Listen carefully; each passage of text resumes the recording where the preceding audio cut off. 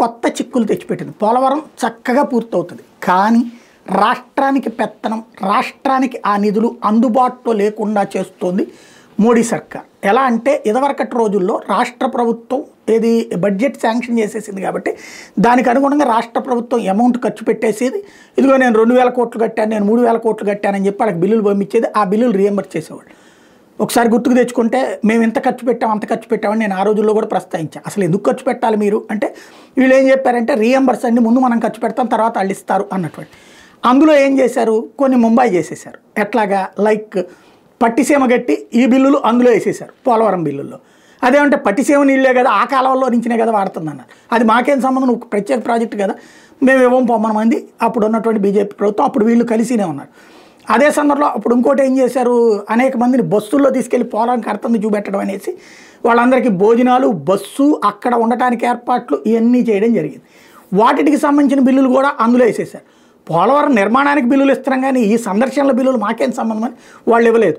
విడిపోయిన తర్వాత 2018-19లో పోలవరం నిధులు ఆపేశారంటూ గొడవ చేసింది ఆ విషయం మీదనే. అదే సందర్భంలో ఆ డబ్బులు నిధులు మళ్లింపు లాంటిది అనమాట ఒక రకంగా. అందుకనే ఇప్పుడు ఏం చేసింది, ఈ దఫా ఇద్దరు కూటమి ఉంది, ఒక ఫిక్స్డ్ సిస్టమ్ పెట్టేశారు. డబ్బులు మీరేం ఖర్చు పెట్టద్దు, మేమే డబ్బులు ఇస్తాం, అడ్వాన్స్ ఇస్తాం. ఆ డబ్బులలో 70% పని పూర్తి చేయగానే మళ్ళీ ఇంకొక అడ్వాన్స్ పంపిస్తుంటాం, దాంతో పూర్తి చేయండి అని చెప్పారు.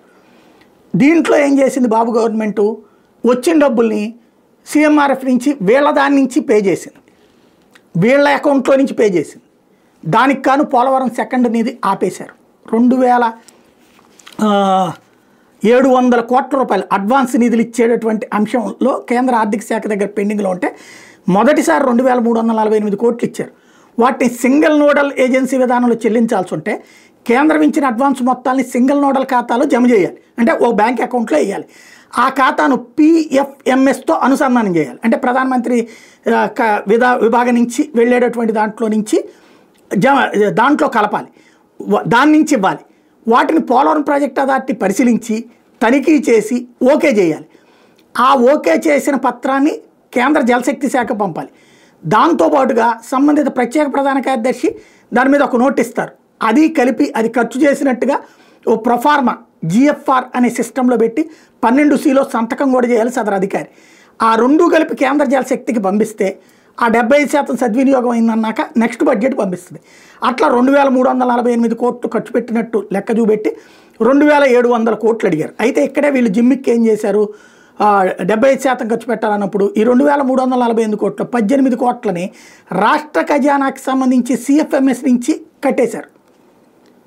మేము CFMS నుంచి కట్టేశాం కాబట్టి మీరు మా CFMSకే డబ్బులు వేసేయండి అని అడుగుతున్నారు. వాళ్ళు మేము ఇయ్యం, PMFSకే ఇస్తాం అని చెప్తున్నారు. ఎందుకని ఇట్లాగిప్పుడు ఈ డబ్బులు 2380 కోట్లు రాష్ట్ర ప్రభుత్వం దాంట్లోకి చేర్చేసుకుని రాష్ట్రం ఖర్చు పెడుతుంది. అప్పుడు దాంట్లోంచి రేపు పొద్దున కనుక 2700 ఇచ్చాక ఇక్కడ అవసరమయ్యి ఏ జీతాలకు వీటికి ఖర్చు పెట్టేస్తే మళ్ళీ పాత పద్ధతులు అవుతాయి. కాబట్టి కేంద్రం మాత్రం సిస్టమ్ మా ద్వారానే పేమెంట్ జరగాలంటుంది. వీళ్ళు మా ద్వారా జరిగితే తప్పేంటి అంటారు, కుదరదు అని చెప్పేశారు. దీంతో మొదటి పేమెంట్ కూడా ఆపేశారు. అంటే 2348 కోట్లు వచ్చేసినాయి. ఆ బిల్లులకి సంబంధించి ఈ లోపాలు మీరు చేశారని చెప్పి సెకండ్ అడ్వాన్స్ అడిగితే 2700 కోట్లు ఇవ్వలేదు వాళ్ళు. ఇప్పుడు ఆ డబ్బులు ఇవ్వాలంటే ఈ డబ్బులకి సంబంధించి ఒక అధికారిని పంపించి అయ్యా పొరపాటు అయిపోయింది, మీరు చెప్పింది మేము అర్థం చేసుకోవడంలో పొరపాటు పడ్డాం, మేము CMFS అనుకున్నాం, మీరు PMFS అన్నారు, కాబట్టి నెక్స్ట్ పట్టా జరగదు, ఈ ఒక్కసారికి ఆ డబ్బులు కట్టేసేయండి, మా CMFSకి ఇచ్చేసేయండి అని అడగడానికి ఒక బృందాన్ని పంపించింది. ఇకపైన ఆ విధానంలోనే చెల్లించబోతున్నారు. అంటే మన చేతిలోకి, అంటే రాష్ట్రం చేతికి దొరకకుండా కేంద్రమే ఆ పనులు చేస్తుంది.